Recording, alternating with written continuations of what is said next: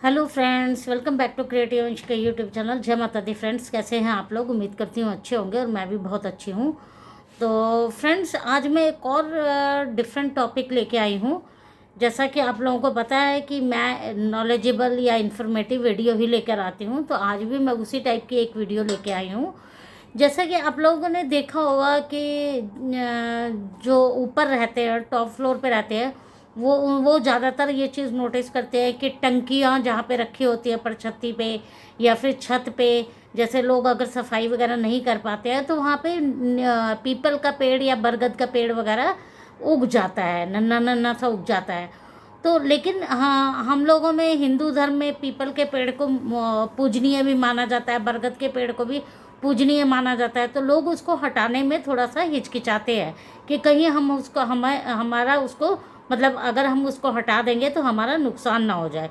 तो अगर ऐसा होता है तो अगर पीपल का पेड़ छोटा उगाए तो इसे हल्के में ना ले। दरअसल बरगद और पीपल के पेड़ की जड़ें बहुत मजबूत और फैलने वाली होती है, जो धीरे धीरे हमारी छत और दीवारों को भारी नुकसान पहुंचा सकती हैं।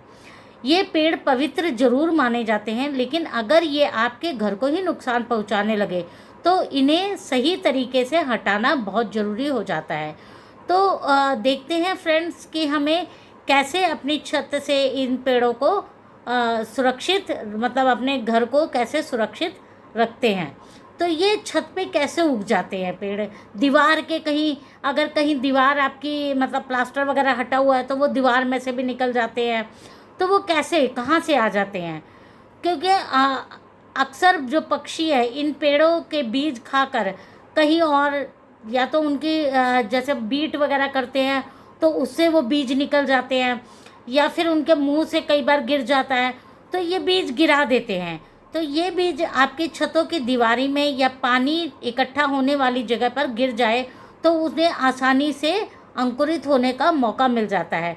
शुरुआत में ये छोटे दिखते हैं, लेकिन कुछ समय में ही ये तेज़ी से बढ़ने लगते हैं। तो छत से पेड़ हटाने का आसान तरीका कैसे करना है? तो अगर हमें इसे जल्दी से जल्दी हटा देना चाहिए क्योंकि हमारी छत पे ये नुकसान ना पहुंचाए।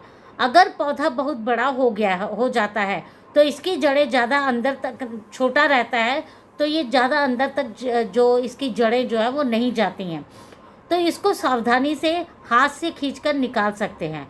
ध्यान रहे कि पूरी तरह जड़ निकल जाए। अगर पूरी तरह से जड़ नहीं निकलती है तो ये अंदर ही अंदर स्प्रेड करती रहेगी। या फिर किसी मजबूत नुकीले औजार की मदद से पौधे के चारों ओर की मिट्टी को ढीला करें और फिर उसे जड़ समेत बाहर निकाल दें। पौधे के आधार पर थोड़ा गर्म पानी डालें, इससे जड़ें ढीली हो जाएंगी और उसे निकालना आसान हो जाएगा। तो ये 2-3 तरीके से आप इसको निकाल सकते हैं। तो फ्रेंड्स, जैसा कि मेरा घर भी टॉप फ्लोर पे है, तो जहाँ पे टंकी वगैरह है वहाँ पे नन्हे नन्हे से पौधे, कोई घास फूस इस टाइप की उगता ही रहता है। तो थोड़े थोड़े टाइम में जैसे मैं छत पे गई तो वो पौधा जो है वो खींच के निकाल देती हूँ, क्योंकि थोड़ी बहुत मिट्टी या रेत वगैरह या कुछ ना कुछ पड़ा होता है और नमी के कारण वहाँ पे उग ही जाता है। तो मीडियम शेप के पौधे के लिए सबसे पहले पौधे को ज़मीन के करीब से काट दें। इसके बाद एक ड्रिल मशीन या किसी पतले औजार की मदद से उसकी जड़ के बीच में 2-3 गहरे छेद करें। छेदों में थोड़ा मोटा नमक या बिना पतला किए हुआ ब्लीच डाल दें। ब्लीच को पानी में ना मिलाएं, सीधा ऐसे ही डाल दें। नमक या ब्लीच जड़ों को सुखा देगा और उन्हें धीरे धीरे ख़त्म कर देगा। इस प्रक्रिया को कुछ दिनों तक मतलब रिपीट करते रहे। इससे क्या होगा, जड़ें जो है वो नष्ट हो जाएंगी और फिर पौधा जो है वो आपका बेकार हो जाएगा। बाज़ार में कुछ ऐसे केमिकल्स उपलब्ध हैं जो पेड़ों की जड़ों को सुखाने के लिए डिज़ाइन किए गए हैं। इनका इस्तेमाल करते समय सुरक्षा निर्देशों का पालन करें और दस्ताने भी पहनें। तो कुछ केमिकल्स भी हैं जो कि आप यूज़ कर सकते हैं, लेकिन वो केमिकल्स को थोड़ा सा वो मतलब उसका इफ़ेक्ट भी होता है, तो उसको यूज़ करते समय आप लोग अपनी थोड़ी सी सेफ्टी का भी ध्यान रखें। बड़े पेड़ के लिए अगर पेड़ थोड़ा सा बड़ा हो गया, अगर पेड़ काफ़ी बड़ा हो गया है तो उसकी जड़ें छत में बहुत अंदर तक फैल गई होंगी, तो खुद से इसे हटाने की कोशिश ना करें। ऐसे में किसी प्रोफेशनल माली या बिल्डिंग कॉन्ट्रैक्टर से संपर्क करें। उनके पास सही टूल्स और एक्सपीरियंस होता है जिससे कि वो पेड़ को सुरक्षित रूप से हटा सकेंगे और छत को भी नुकसान नहीं होगा। पेशेवर लोग पेड़ को काट देंगे और फिर उसकी बची हुई जड़ों को भी ख़त्म करने के लिए विशेष टेक्निक वगैरह का इस्तेमाल करेंगे, जिससे कि केमिकल ट्रीटमेंट या जड़ों को पूरी तरह से खोद कर निकाला जा सकता है। पेड़ हटाने के बाद क्या करें? पेड़ हटाने के बाद छत या दीवार में बनी किसी भी दरार को सीमेंट या वाटरप्रूफ कंपाउंड से तुरंत भर दें, जिससे कि भविष्य में पानी के रिसाव और नए पौधों के उगने से कोई चांस ही ना रहे। अपनी छत की नियमित रूप से सफाई करते रहें, खासकर कोनों और नालियों के पास, ताकि कोई बीज अंकुरित हो ही ना पाए, वहाँ पे मिट्टी भी नहीं रहेगी। और इससे क्या होगा कि आपकी जो बीज है, अगर बाई चांस कोई पक्षी वगैरह बीज गिरा देता है तो वह बीज पनप भी नहीं पाएगा। अगर आपकी छत पर वाटरप्रूफिंग की समस्या है तो उसे ठीक करवाएं। एक अच्छी वाटरप्रूफिंग छत को सुरक्षित रखने में मदद करता है।